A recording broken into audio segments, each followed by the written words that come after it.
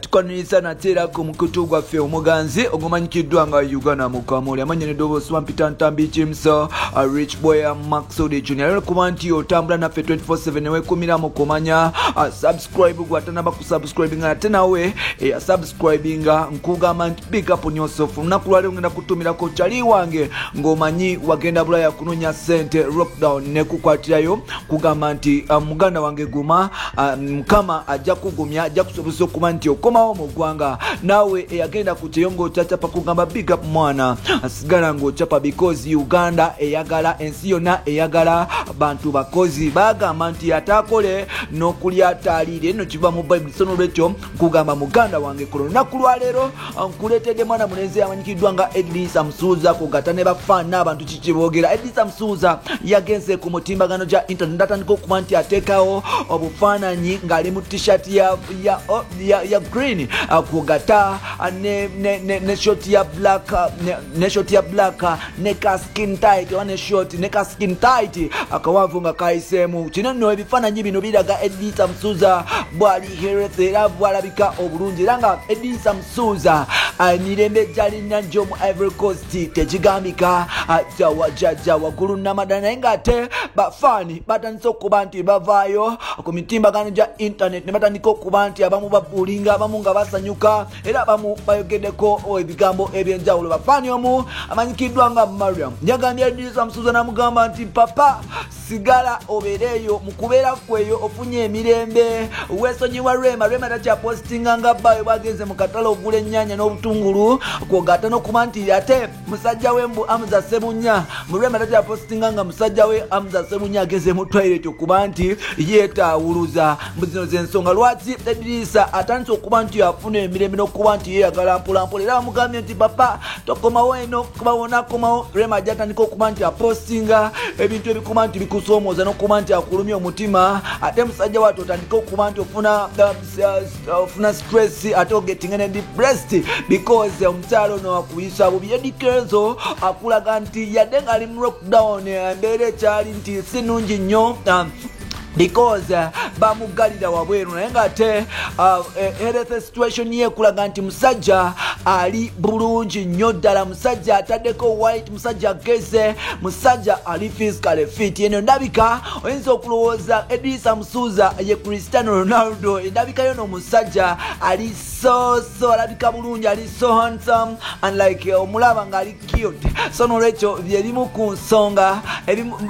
bafaani bagamba mbezimu ku nsonga esitandise okuba nti zimulabisa okuba nti ali so smart ali so smooth ali so nice and lovely ensonga lwakuba nti takyalaba ku mwana muwala amanyikiddwa nga Rema n'amakula abafaani mulinga abagamba mbu Rema yeemu ku nsonga lwaki kenzaako gaggwawo yeemu ku nsonga lwaki amalako mbu omusajja emirembe because omusajja buli lwabeera e Kampala Rema asigala nga apostinga Dr. Amza Ssebunya kino ekintu ekireetera Edikenzo okuba nti afuna ennyike mu mutima n'okuba nti yenyuma ng'omusajja because omukyala yamukuumira emyaka egiringa 5 n'okusobawo naye ng'ate kyanaku nnyo okuba nti omukyala ono bamumubbako olw'okuba nga Edlisa Msuuza yali asobodde okuba nti agenda ebulayo okunoonya ssente n'okuba nti abeera wano ng'ali bizi anoonya ssente akola nnyimba basobole okubeera obulungi because mu kuba nti anoonya ssente yeerabira nti ekyawansi kya Rema kibanja ekyawansi kya Rema bwe kyabanja atandika okuba nti Rema atandika okugabirako abasajja ab'enjawulo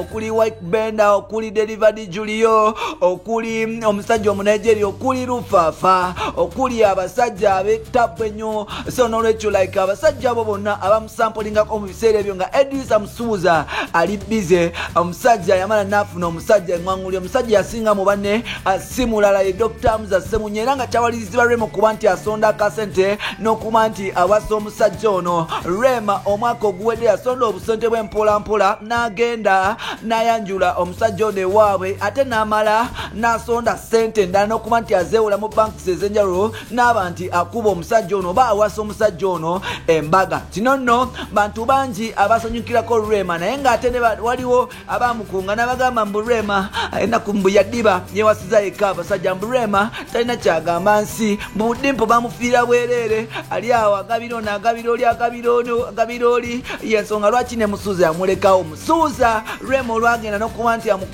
bamukuba embaga oba kuba musajja we embaga mukyala we embaga amanyikidwa nga Dr. Musa Sebunya. Kino nno kyaleetera Musuza okuba nti atabuka wano kwe kutandika okuba nti agenda ku social media n'ayogera ebigambo ebyenjawulo era nga tujjukire nti omusajja ono yaleeta n'akagambo yanyiiga nnyo